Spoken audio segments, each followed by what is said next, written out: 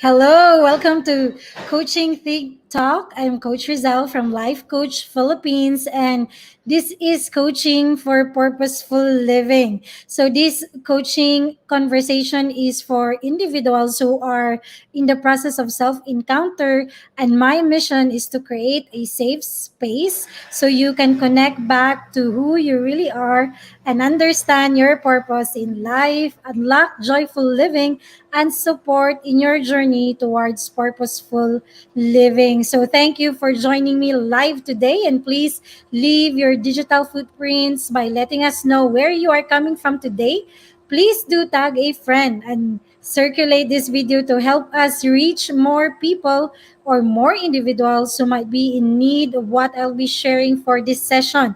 You may also give some shout outs to people you want to greet and reach out with some inspiring message. So if you are watching this on a replay, please do comment hashtag replay. I am streaming via Facebook page of Life Coach Philippines and YouTube channel Coach AI Connect. So if you are new to our platform, please like, follow, and subscribe. Okay, so let me introduce more of who I am. So I am a life coach. I am from Life Coach Philippines, a professional life and mental health coach with coaching focus on purpose and calling. So I am also a master builder apprentice of Master Coach A, and we build tribe as we help your unstoppable dream come true. So I am also, or if in case you want to connect with a community, I have the View from the 33rd Floor coaching community. This is for individuals who are aiming to do a legacy project where they can be able to do their mission in life as we build purposeful relationships. So I hope to see you in the tribe as well. I am also the operations manager of Decaf Coffee Republic. This is the home of certified life coaches here in the Philippines, offering 24 by 7 coaching services on demand. So I'm currently in that space right now. So if you have friends, if you have relatives, or people you want to be connected with us, people who needs help, people who need someone to talk to, or to just have a moment with themselves, then you can connect them with us. We're open from 9 a.m. to 8 p.m. So we have a place that they can stay, they can reflect, and be connected with. So just let them know that we are here, open near Pioneer Street Market. Pioneer Street inside Pioneer Center compound. Okay, so let's start. Maraming salamat for just giving us this time, Coach Mao and Coach Candy. Thank you for sharing this afternoon with me. Okay, so let's proceed. I have here a very powerful quote that made me inspired in really doing this discussion for this afternoon. I believe that reinventing, no, or to reinvent one's self towards the change that you want to see in you is really a crucial thing, or it is something that we can be able to really do from time to time, because apart from change, no, so wala akong nakikitang anything else that is constant. So it says here that your power to actually choose the direction of your life allows you to reinvent yourself, to change your future, and to powerfully influence the rest of creation. So that's coming from Stephen Covey. So with this very powerful reminder, so which I am strongly connecting, it is indeed your power to choose.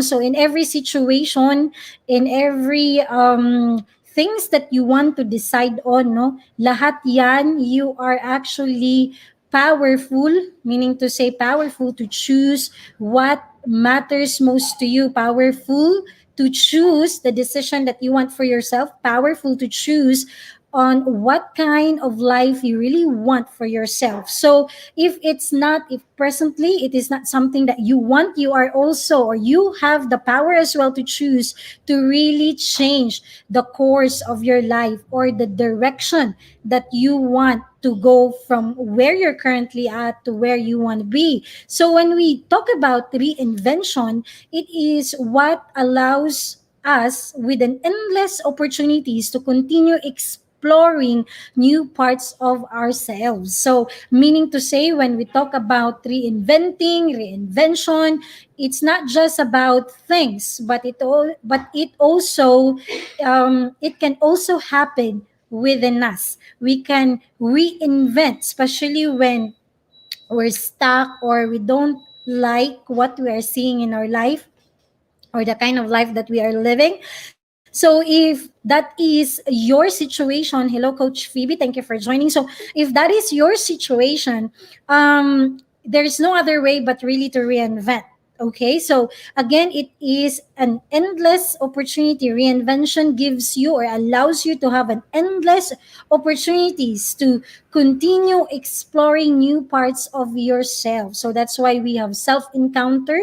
It is actually when you are able to encounter the areas in your life or the things that matters to you or who you really are that you haven't encountered before. Okay, so it is a process, it is an exploration, it is growth. And growth in this sense is not just outward facing, but inward. When it comes to reinvention, it starts within you, it starts inward. No, the whole process is actually something that you realize and that you want to do deep inside you. So whenever you find something about yourself and when you want to improve it, you need to look for ways, or shall we say, you need to reinvent it the way that you want to. So why do you want to reinvent, or at least yung mga tao no, nakapaligid sa atin, bakit gusto nilang mag-reinvent? Let me just share with you some reasons. So if you're feeling stuck in career and in life, no, so these two areas are really important. So if you're feeling stuck, then it's really time to reinvent, to see where growth is needed. So not unless you want to be stuck forever, but nobody wants to be stuck forever. Okay, so when that happens, it calls for a reflection, it calls for exploration. It calls for assessment in which part you want to grow. Okay, so like for example, when I mean growing up or when I was working in the corporate, when I had an experience of feeling so stuck in life that it made me so scared because everything is just so routinary, and I really thought that that's life. And and just like imagining about life going through the same routine every day is not appealing to me, and it scared me because I don't want to end my life or seeing my life towards the end doing the same thing all over again every day. So you want, or you may want to also reinvent. When you want to try something, you're always putting off for the longest time already. So for example, if you want to really quit your job, no? So natural marami kang kailangang i-consider, no? But even after you consider so many things and then you still don't want to try to do it, or for whatever reason that you're not still deciding to move out, no? So you may want to look for ways, um channels, no, that you can be able to really see if the much needed thing to do in your end. So you can also reinvent if you want to like join or start a new initiative. Okay, so when you want to start a new initiative, so for example, you want to be part of an organization, or you want to start a new movement, or you want to teach a new idea. So anything that you want to start anew, okay? Or there is an initiative that you want to do, not just in your place, no, but also with the kind of relationships that you have right now. So if there are relationships that you want to start, you want to be intentional in really connecting, you want to engage with, no, so these things, when you want to start anew, then it calls for reinvention, no? Kasi since merong mga pagbabagong kailangan gawin, then you need to really look for ways that you can be able to reinvent or to start things in your end. So also we have here, you can reinvent when you want to explore a career change.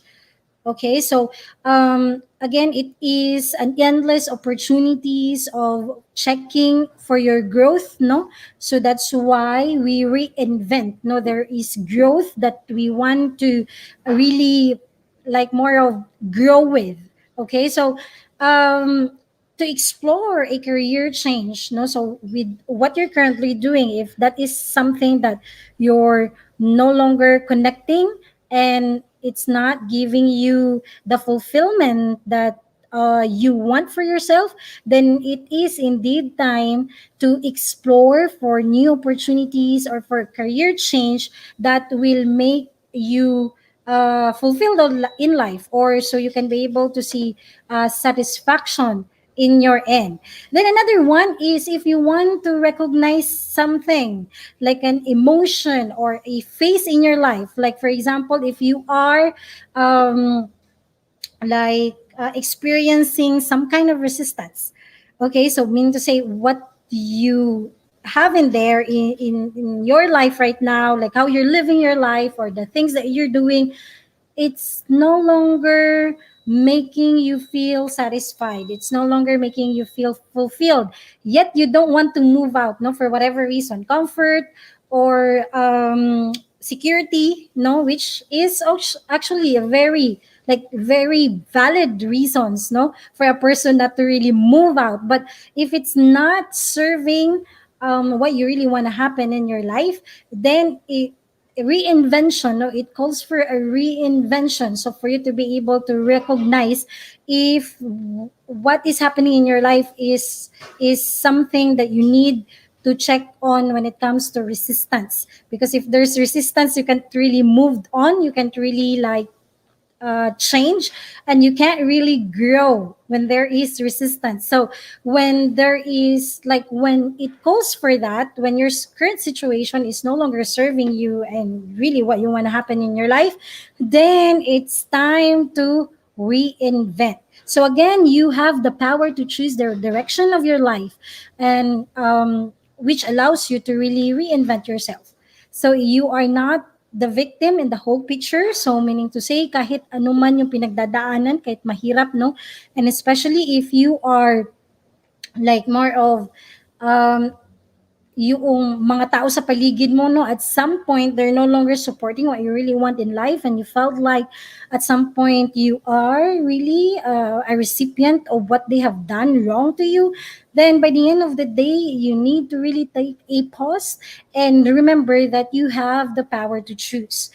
And with choosing there comes reinvention, no, or there is like an endless possibilities that you can be able to see how you can grow from there, because by the end of the day you can change, you have the power to change and the future that is ahead of you. And with that process, you're not just changing yourself, but you are also powerfully influencing the rest of the creation, especially those people who are seeing how you badly want to change, how you badly want to grow, and that you are really exerting effort to really do that. Then people around you will also be moved. At some point, they will also be influenced with the change that you want to do within you. Okay, so let me share some thoughts how to evaluate when it's time for reinvention. No, hello, Coach Nilo. Thank you for joining. So, may mga panahon, no, that you felt like you're just stuck. No, kung hindi man stuck, paralyzed kang gawin yung gusto mo. No, so like with my own journey, during those times when kailangan kong mag-decide if I have to quit my current job, or kasi I was offered as well if I can still stay, no, sa kanila and still do the operations kahit ilang araw lang sa isang linggo, knowing that we are about to start the Cup Coffee Republic by that time. So, but then again, I'm not yung time na yun, I felt like if I will be doing that, no, mahati yung attention ko. No, so therefore, um by the end of the day, I still quit, no, and pursue and focus in building decap during that time. So if you are in that situation right now where you really want to reinvent something in your life, like you want to see that 2.0 version, no, of who you are, um, you can you can reflect on the following questions that I will be sharing with you. So at least you can just really start off and kick off what you have been thinking so far in your end. So you can ask yourself the following questions. The first one would be, have I been living passively? Like when everything is just so routinary and things are no longer giving you an excitement to do certain things, then you can take time to really ask yourself, have you been living passively, or do you work towards an intentional outcome? So I have here, I like this quote. It brings me to the heart of the discussion. In planning anything, the best place to begin is at the end. What outcome do you want? How do you want the story to end? And how do you want to be remembered when you are gone? That's powerful questions there to actually align the things that you want to do, the things that you are currently planning. No, that by the end of the day, it hits.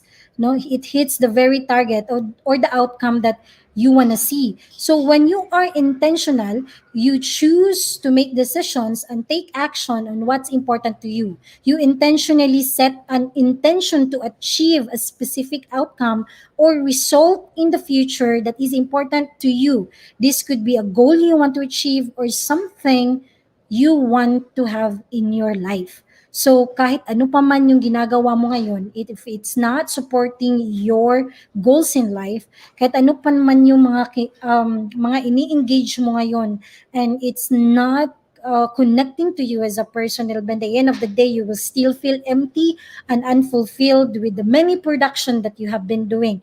Because again, lahat ng ginagawa natin, it points to that one important question: how do you want to be remembered when you are gone? And how do you want the story to end? So your planning, your goals in life, the actions that you will be taking every day of your life is geared or should be anchored towards the outcome that you want to see in your life. And from there, you can plan, you can create your everyday activities that are intentional to actually create that outcome that you desire in your end, no? Sabi nga dito ni Coach Nilo, 33rd freedom has legacy, and Coach Phoebe, you have the power to change. Yes, kasi meron akong very strong kasi na tawag dito experience, no? So um during yung pagsiserve ko dito sa DCAP, one time I am able to connect with like um an 80-year-old person, no, that at some point I grow fond of connecting with every time andito siya sa DCAP. So at that point I really thought na lahat ng ginagawa niya brings so much pride, no, in him, especially kasi matanda na siya. But the thing is, even if marami siyang businesses talaga, and marami siyang empleyado, in marami din talaga din siyang achievement, no, and when it comes to entrepreneurial skills, andun talaga siya, no, siya yung isa sa pinakamagaling talaga, since napalaki niya talaga yung tinatawag nating meron talaga siyang dynasty sa kanyang business. So but by the end of the day, talking to this person allowed me to reflect on the reality na hindi lahat ng kung paano natin tinitignan yung success, ganun din siya doon sa tao, no? So kaya kasi by the end of the day, ang gusto lang niya talaga pumunta ng park, no? Umupo doon and just like have a silent moment with himself and the rest of the nature, no? But hindi niya pwedeng magawa dahil din sa demand nung meron siya, no? So okay lang sana yun kung nag-e-enjoy din siya, but it's not like during that moment, no, ng buhay niya, napapaisip siya kung, I mean, kung ano talaga yung purpose ng buhay. So yun yung isa sa pinaka sad picture ng buhay, na kung kailan ka tumanda tsaka ka nagtanong But there's nothing really wrong with that kasi mas mabuti pa yung matanda ka na tsaka ka at nakapagtanong ka pa, no? So because hindi naman parang you're never too old to pursue a dream. But the thing is kung mas maaga mong naintindihan or mas maaga kang nag-pause and giving yourself that permission to really reflect on life and that intentional outcome so you can be able to reinvent yourself towards the life that you really want, then mas maganda, no? Mas masaya, no? Because it's the time na meron ka to enjoy yung fruits ng labor mo or yung mga effort na ginagawa mo. You still have like an amount of time to really enjoy it along with the people that you love. No? So sabi nga ni Coach Nilo, usapan pa rin siya ng legacy. And when we talk about legacy, hindi lang siya um, nabilis pag-usapan. No? Kasi hindi lang naman siya physical legacy. But really, ano yung impact na nagawa mo when you leave Earth? Parating binabalik ako doon sa pinaka-favorite kong quote, no? Na may you will leave Earth so much better than you have found it. So, it's good to really take time to plan things out with an end in your mind. And of course, how do you want to be remembered when you're gone? So you can be able to really anchor the things that you do, the decisions that you will be doing towards that reality in life. Okay, so another question that you may want to also ask yourself when you go to reinvention. Again, reinvention is creating an endless opportunities in your end to really grow. No, yung mga bagay na hindi mo naintindihan sa sarili mo, you're giving yourself the permission to really encounter it so you can be able to acknowledge it, and from there see kung anong pwedeng gawin towards, again, geared towards the life that you want for yourself, towards that purposeful living. Okay, so another question that we can ask ourselves is, what area or areas of your life will have the greatest impact if you change? If there is something that you will be changing or reinventing, so ano yung part ng buhay mo that will have the greatest impact? So will that be like your health and fitness, no? Kung so may babaguhin ka, may reinvent ka, kung may i-decide ka to go through a process of growth, no? So kailangan mo ding malaman, kailangan mong makita kung which part of your life will have the greatest impact. So will that be mind and emotions? Will that be relationships? Will that be family, social, friends, or the kind of fun that you're having right now? Will that be business or career? Will that be money and finances, or your spirituality? No, as an individual, as a person. So sa end ko naman, when I have decided to really pursue my calling, to pursue what I really want in life, which I was not getting in the corporate, and when things started to change in my life, when I have said yes to DCAP, and finally, yun yung mundong meron ako, no? And for the past 5 years, serving here on the floor, going back to the barracks. So every day, no, for the past 5 years, yun yung buhay ko. Yung malaking bagay na that created impact in my life is really going back to the basic, or yung pagiging alam mo yun, hindi naman dapat komplikado kasi I used to be so complicated, or I used to complicate things, no? But going through the life of serving like serving in DCAP or serving the tribe through Life Coach Philippines or talking to my clients, it's the most humbling experience that I have ever been with in my years in existence here on earth. And I love it. It hurts when I was starting, like hindi ko yung mga bagay na I used to really enjoy, no, may dumating yung time that hindi ko siya due to the transition, hindi ko siya ma-afford i-enjoy, no, like dati kung nakakapag swimming ako ng ganito halos everyday. Hindi ko siya nagagawa nung nasa DCAP ako. Pero nung nagsiswimming ako dati, ang dami kong complications like anong araw, anong oras, anong damit, gaano kahaba, maitim na ba ako sobra, pait na ba ako sobra. So, ang dami kong kailangang isipin. But when I started doing decaf, na-simplify yung buhay ko, well, if I get to like have swimming, no, magti-team building, yung ganon. Christmas, no, I used to have like, alam mo yun, ang dami kong iniisip pagdating ng Christmas or occasions, no, kailangan pumunta sa mall, anong oras, gaano kahaba, ganyan. So, but serving here in decaf, naging ano siya naging going back to the basic, like ano ba talaga yung message ng Christmas or when you give a gift, ano ba talaga yung intention mo for really giving it, ano ba yung heart behind it. So, which made my life really simple and going back to the basic, no, basic meaning to say what really matters to me as a person, allowed me to breathe, uh, like nakahinga ako. Kasi I am no longer subjected to like society's expectations or yung sistema na kasi ganito, kailangan ganyan, kasi ganito yung expectation, kailangan ganito ka. No, so that made me so tired in the past, but pursuing my calling, my purpose in life, serving here in DCAP made me realize that I really used to complicate things when what matters most to me is really to like feel my heart, um, be able to like write inspiring thoughts,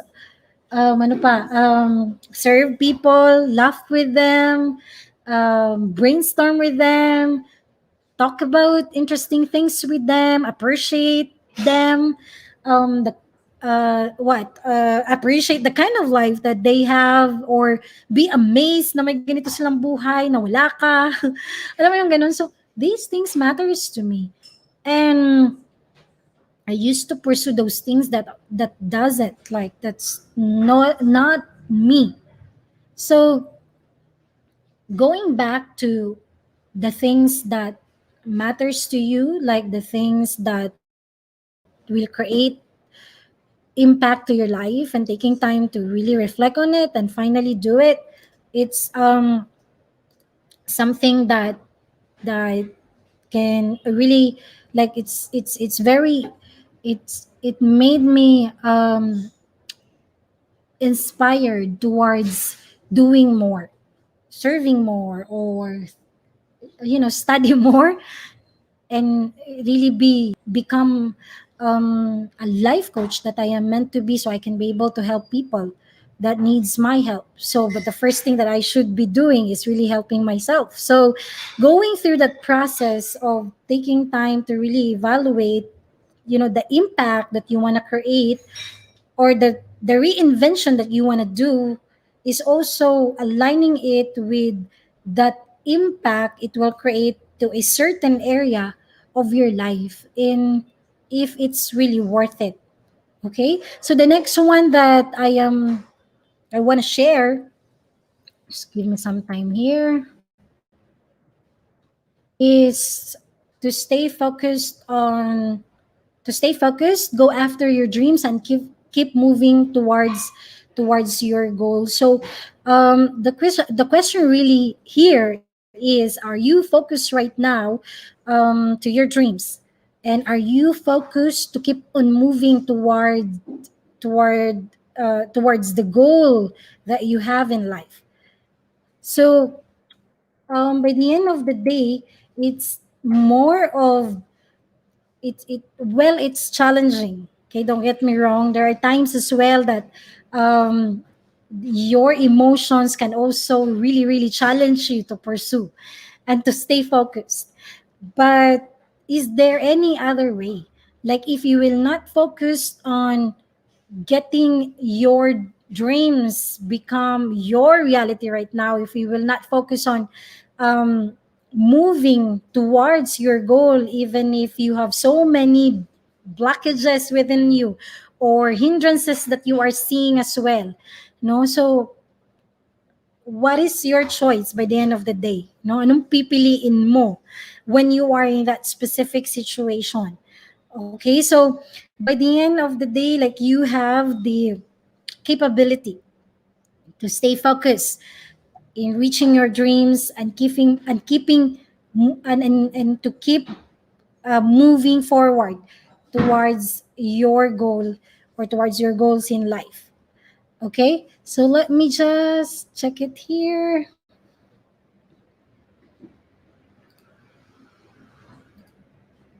There. So the next question would be, what resources will I require or will you require to accomplish your goals? So if you will decide from here moving forward that you will stay focused on the things that you want to achieve, the dreams that you want to live, here in the reality, or the outcome that you want to see in your life, then it's time to really check what resources that you need so you can be able to really accomplish your goal. So it's not just financial resources, it's also about checking on the support that you need, the help that you need, the assistance, the guidance, and if you need any tips, so you can be able to really keep your momentum towards the result that you want to see in yourself. Yung nagpa-practice ako, no, yung naging life coach na ako.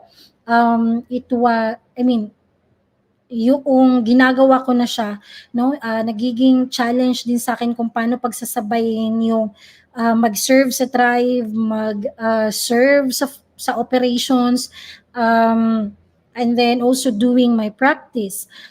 But I keep up, no. I serve every day of my life. I attend classes. I practice. No, listen to Master Coach A. Listen to coaches. Learn from their experiences. Then until nagawa ko yung okay, so why don't I do parang what if I start doing big racks, no? Offer it to different people that will be needing it with a cup of coffee. And then doon ako nagsimula. Tapos umikot na sa lahat ng mga toolkits na nasa upskills, no? So for those who are just joining, it's our exclusive group, no, ng mga coaches where we get our toolkits. So it's like it took me a year to get my first client, and after that, hindi din siya naging sunod-sunod, but because I really want the profession, like I want the freedom that comes along with it, because this time I can really, alam mo yun, freely connect with people um, in a very systematic way, no? My method na ginagawa, and since I experience as a coach, I experience breakthrough along with my clients. It made me really I dream more.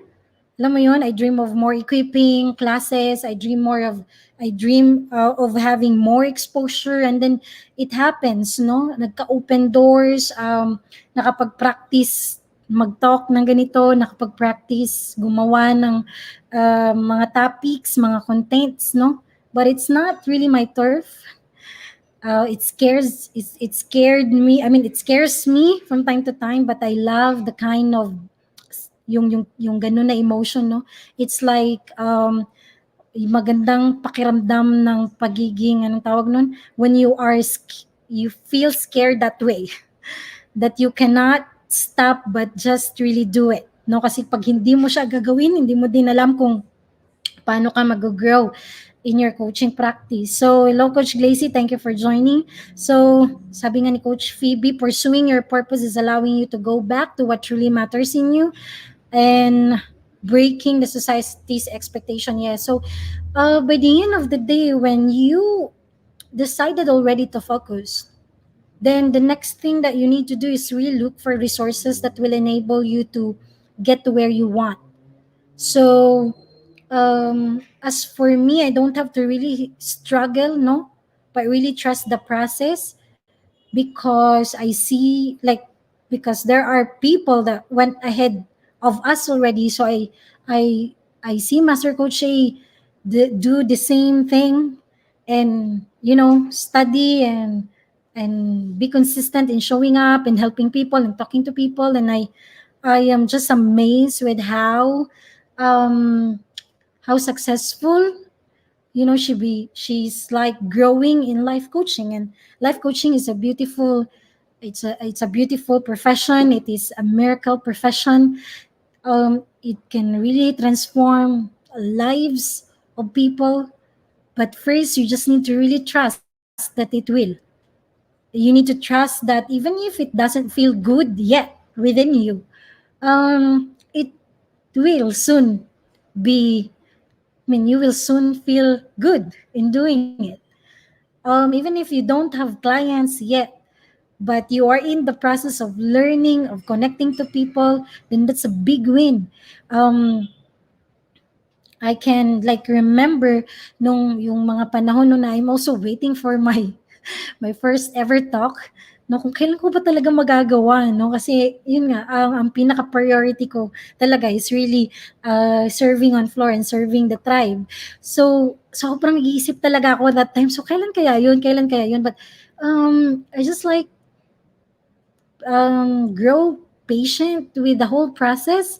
No, na-enjoy ko din yung makinig. Na-enjoy ko yung mga experiences ng mga life coaches. Pag merong mga classes si Master Coach, na-enjoy ko yung mga taong nag-engage, nagko-connect. So, everything will just fall into its, like every one day it will just come na meron lang fusion na nangyayari. And that will enable you to really not just feel good inside, I mean, feel great inside, but also it will allow you to really serve the people that are connecting with you.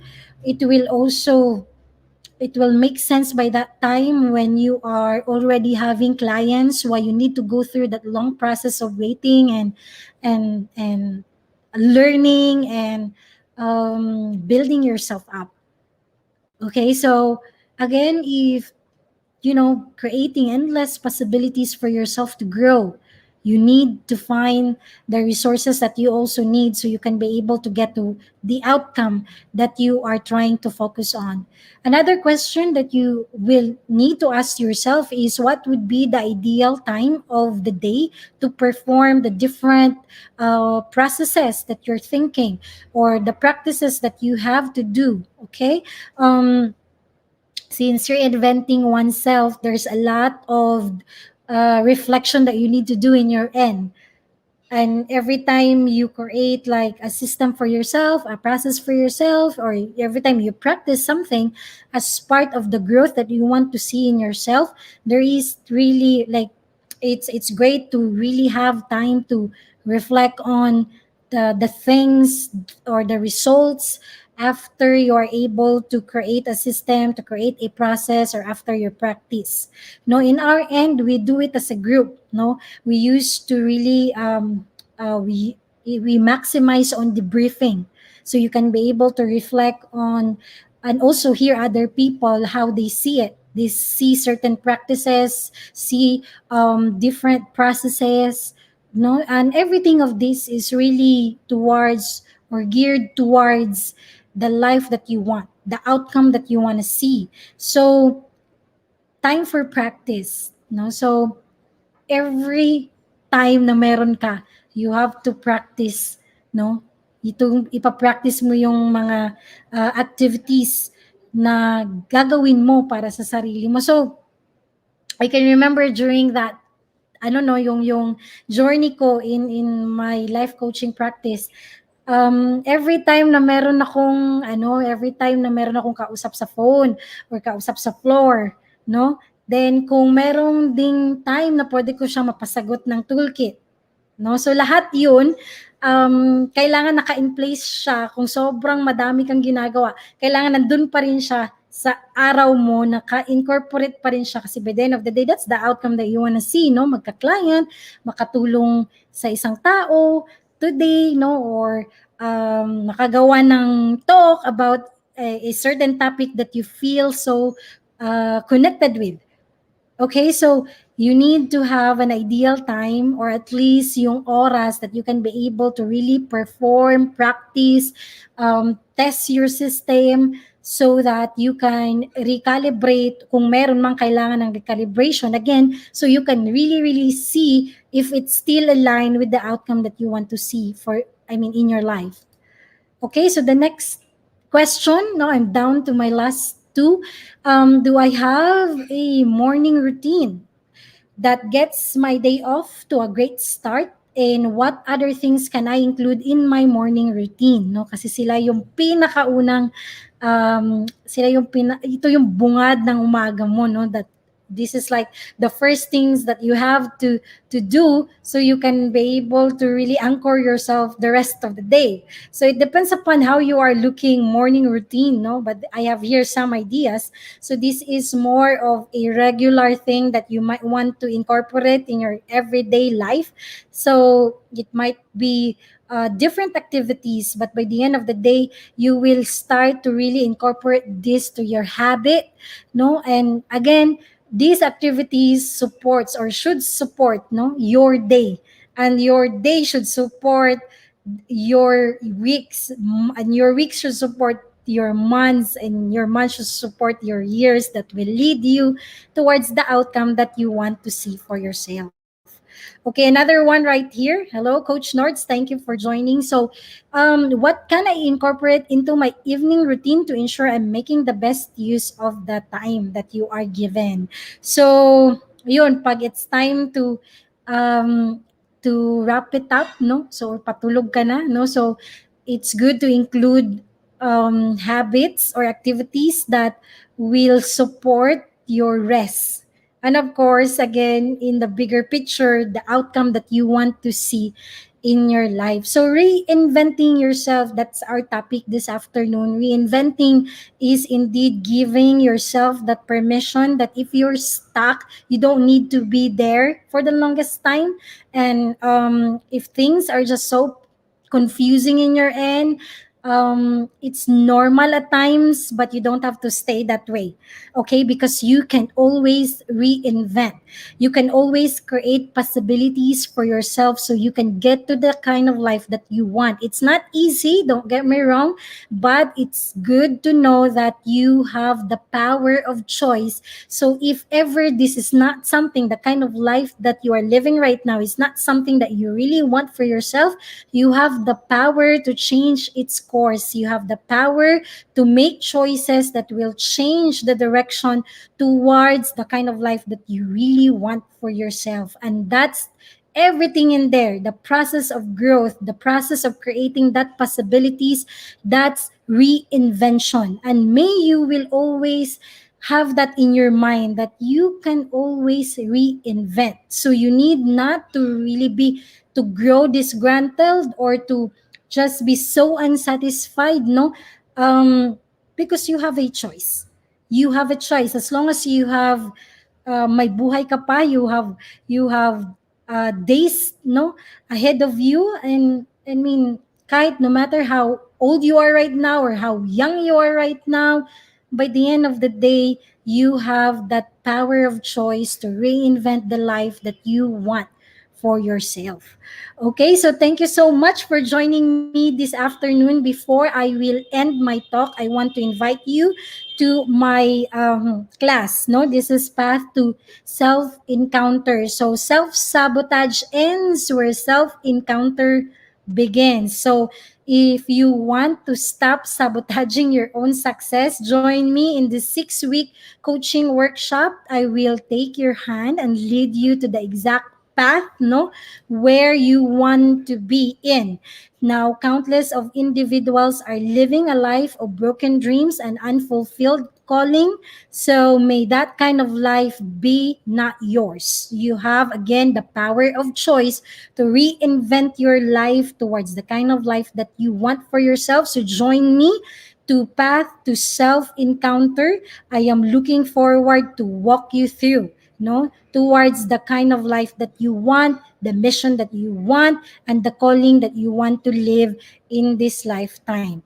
Also, I have joined the Master Builder Apprentice program of Master Coach A, and this is my tribe. This is the group that I'm currently carrying on. So, if you want to also do the same thing, you want to create the impact that you want to see in the world, then which begins in your encounter, no, do get in touch with me.